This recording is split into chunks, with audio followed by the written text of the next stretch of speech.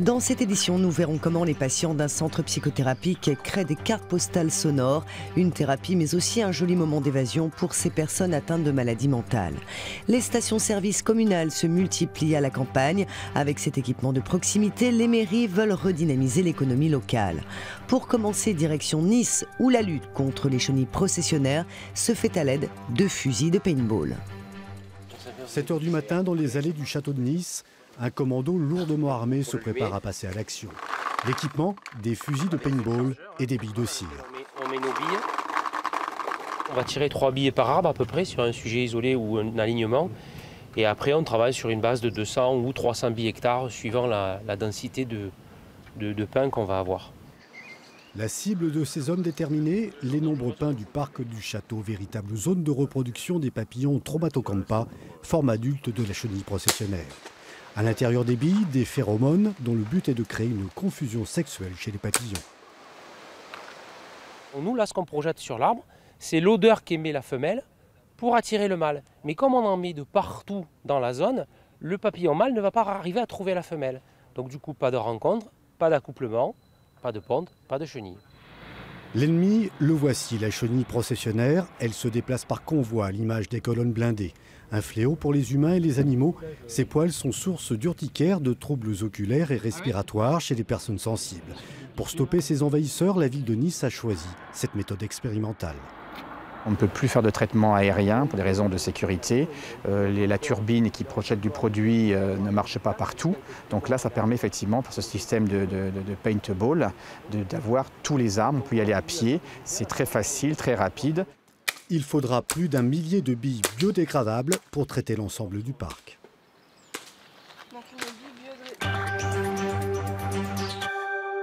Les stations-service renaissent à la campagne. De plus en plus de communes investissent dans cet équipement pour éviter aux habitants de faire des dizaines de kilomètres pour faire le plein.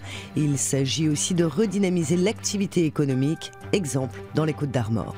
Cette grosse cuve de 40 mètres cubes qui prend place sur le parking commercial de Collinet, c'est la garantie pour les habitants de toujours y trouver du carburant. C'est une volonté des communes maintenant de refaire des stations, car on a fermé beaucoup de petites stations dans tous les bourgs, un peu partout en Bretagne, des stations qui étaient tenues souvent par des garages. Et au niveau des mises aux normes qu'on leur imposait et la rentabilité, ils ne pouvaient pas faire les travaux de mise aux normes. Avec cet investissement de 130 000 €, Collinet compte attirer plus de clients dans les commerces du bourg. Il y a très longtemps qu'il n'y avait plus de station-service, donc avec un besoin en local, parce que les gens, quand vont faire le plein de gasoil ailleurs, ils font le plein du caddie en même temps. Donc ça va permettre de maintenir le tissu local et puis de maintenir l'activité. À 5 km de là, Le Gouret dispose déjà de ce service depuis janvier 2016. Les automobilistes apprécient. J'utilise la station-service. Pas pour faire tous mes plats, mais je l'utilise régulièrement. Forcément, ça va m'en aller dans l'épicerie à côté parce que tout est situé sur la même place. L'école, l'épicerie, la boulangerie. Avec un débit de 1000 litres par jour, la petite station est bénéficiaire et sera rentabilisée dans 7 à 8 ans. C'est positif, au grand étonnement de certaines personnes. Et elle a permis de valoriser, de faire progresser l'ensemble des commerces du Gouret. À Gouret, comme à Collinet, la commune nouvelle du Menet va même investir dans des bornes de recharge pour voitures électriques. Protection de l'environnement et insertion professionnelle ne font qu'un dans ces marais salants de Vendée. À l'initiative de la Ligue de protection des oiseaux, 6 personnes à la recherche d'un emploi réhabilitent cet espace abandonné. On cherche à susciter des vocations au travers de chantiers comme celui que vous avez pu voir, des gens en réinsertion, des jeunes, aussi des agriculteurs en place qui auraient envie de protéger la biodiversité. C'est assez valorisant dans mon activité parce qu'on fait l'outil agricole puis on a une réponse biodiversité directe après, quoi. La Fondation Nicolas Hulot participe au financement de cette opération. Enfin, parenthèse enchantée pour les patients du centre psychothérapique de l'Ain à Bourg-en-Bresse.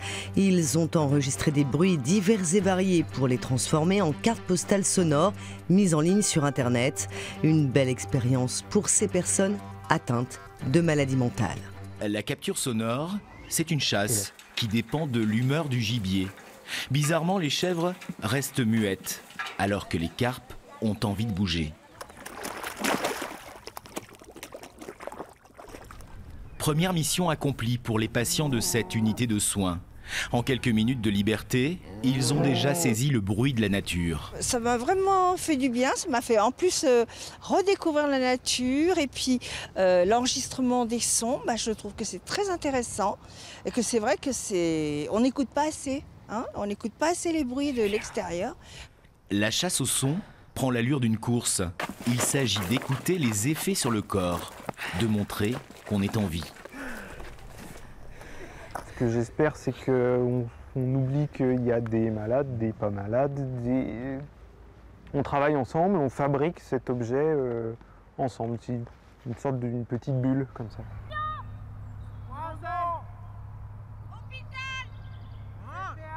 La chorale des mots fait sens dans un lieu que l'on imagine habité par des fantômes, des âmes tourmentées.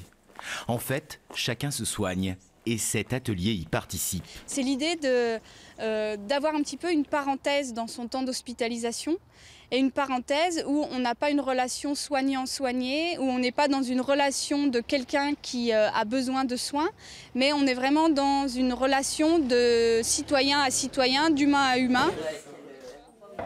Avec Xavier, la parenthèse enchantée se transforme en carte postale sonore. Mise en ligne sur Internet, on peut l'entendre de l'extérieur, accompagné d'un message virtuel, meilleur souvenir de l'intérieur.